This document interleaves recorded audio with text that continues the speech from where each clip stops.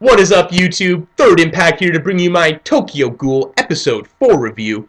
Now, where last week we saw how the good ghouls, who like to live in harmony with humans, live their lives. You know, eating suicide victims, drinking coffee, all this sort of stuff. This episode, we see how the ghouls who don't give a crap about humans or any of that stuff live their lives. The ones that host crazy flesh-eating parties. Those kind of ghouls. So, in that regard, I felt this episode was a lot more interesting, a lot more crazy, and I liked it quite a bit more. But we start off with this red-suited individual, Tsukiyama is his name. And at first I'm like, Tsukiyama, they did this big reveal of this guy. I thought maybe he was going to start tearing people up in this cafe. He's crazy, but he's not quite that crazy. So he notices Kaneki's smell. He thinks it's kind of nice. He's getting a little feely. And Kaneki's like, this guy seems nice. Ugh. And Toka is like, get out of my cafe. Like, you're a creep.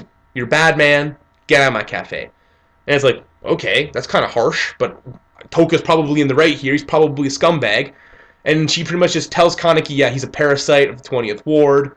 Don't deal with this guy. But she doesn't really explain why he shouldn't deal with this guy. Well, maybe she should have elaborated, because he gets involved with him very quickly. And we see Kaneki hanging out, reading his book, reading Takatsuki, the author, Takatsuki's book, The Monochrome Rainbow. I swear to God, the fact that we know the name of this author now, that they've said his name so many times, kind of sad. I don't know if it's poor writing that Kaneki liking The Egg of the Black Goat and Monochrome Rainbow by Takatsuki. I shouldn't know this detail. It's just been said so many times that it sticks. But it's like, is it bad writing that this is the only way the author can get Kaneki to interact with these people? Or is it good writing that, you know, he's more antisocial, he's really obsessed with this author in this book, and people use this to take advantage of Kaneki and to gain his trust? Oh, Takatsuki, I also love his work. I mean, yeah, I get that once or twice, but this is literally the fourth character that likes Takatsuki's work. And isn't Kaneki supposed to be like a scholar? He has very eclectic taste in the books. He's well-read. He's well-versed. Apparently, Takatsuki's mainstream as shit, and everybody's read Takatsuki. So, like, fuck Takatsuki, right? But no, again, oh, Takatsuki. So, turns out that Tsukiyama also knew Rise, and he's been kind of hurt ever since Rise, you know, has been gone. And Kaneki is like, ooh, you know, Rise, that's also kind of interesting. So, not only,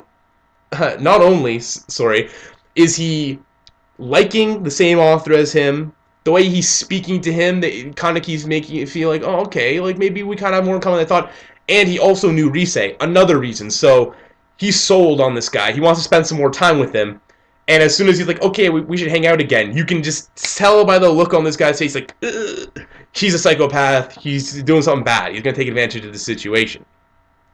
So we then have a scene where Kaneki finishes up at work with the old man, and Yomo takes him out after work. He's like, Yomo wants to see you. Follow him for no good reason to a secret location. And Kaneki obviously just goes along with this, walks into the dark tunnels with him, and then Yomo starts trying to fight him. He's dodging. He's like, the doves have invaded the 20th Ward. Like we saw last episode, you have to learn how to defend yourself. So they're fighting. You know, Kaneki, you're really good at dodging, but you got to be able to fight back. It's like, okay. So then they go and they're just enjoying a drink at this bar. We meet this new character, Itori, a girl, a woman. And we also see the mask maker from the last episode, whose name escapes me. And she's really like loud, joking around, being a real jokester. She throws like a glass of blood onto Kaneki, makes him panic, makes his eye patch come off. And she's freaking out about the whole half ghoul thing. So quite a few characters know that he's a half ghoul and think, oh, this is cool. You're a half ghoul. You can live on both sides, humanity and ghoul side. But Itori adds a new level to the whole half ghoul thing. She's like, half ghouls are really, really rare. So rare that they're like an urban legend. No one's ever seen one, and apparently they're superior to ghouls and extremely powerful. It's like, really? This is a thing? Okay. And then she's like, well, have you ever thought about when a ghoul and a human love each other and want to have a baby? And it's like, I've thought about that. I mentioned that in my episode 1 and 2 first impressions. But turns out that they can't have a child it's almost impossible to get pregnant, and even if you do get pregnant, the mother dies during her pregnancy. So, yeah, it's never happened. It's an urban legend, but there are urban legends that there was this one half ghoul. So maybe that'll be a character that shows up at some point. That would be kind of cool. But apparently they're superior in some way.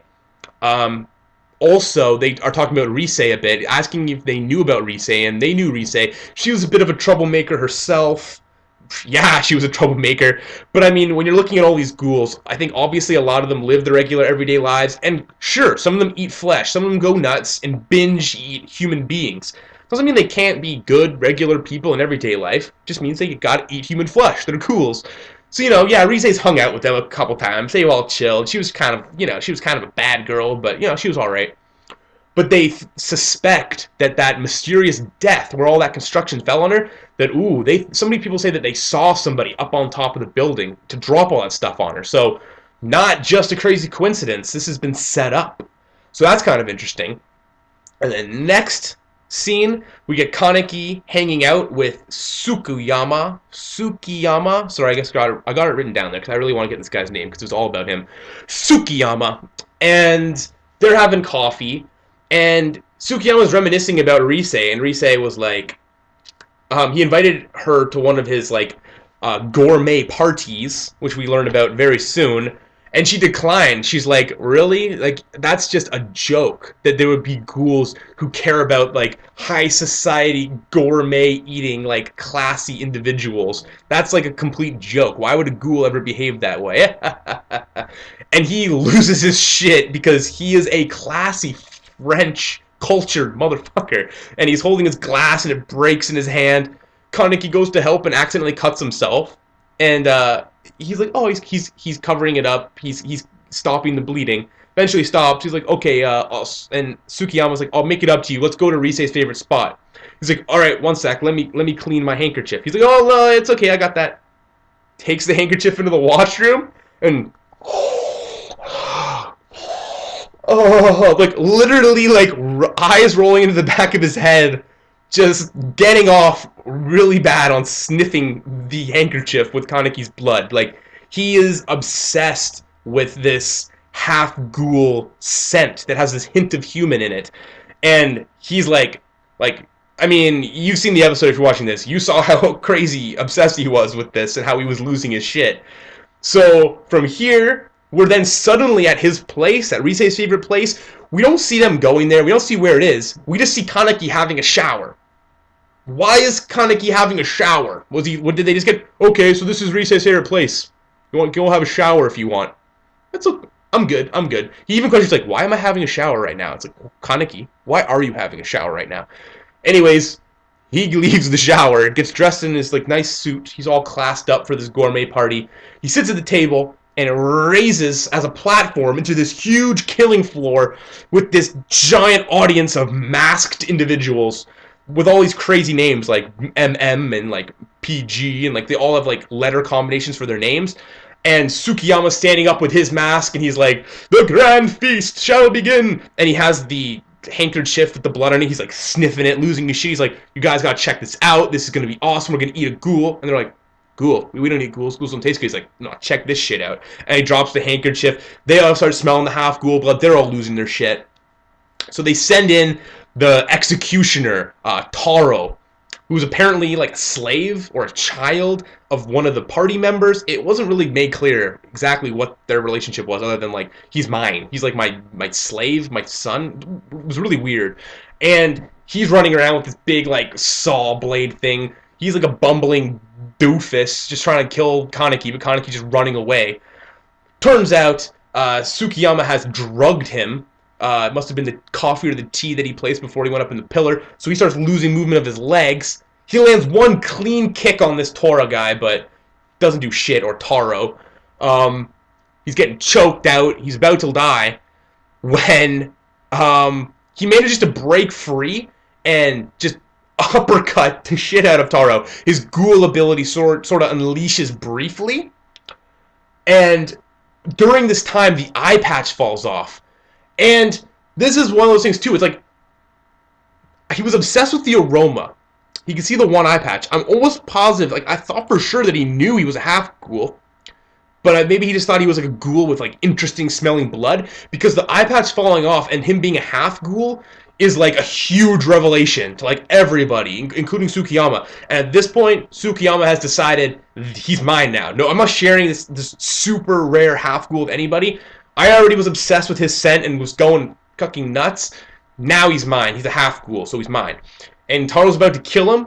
Kills Taro. He just kills the guy, the girl's son or slave or whatever. He's like, okay, change of plans. We're gonna eat this fat fuck instead. That obviously is not as big a deal as this super rare half ghoul whose blood I let you all smell, who I got you all hype about eating. Oh no, don't worry, Kaneki. That was all just a joke. You can trust me.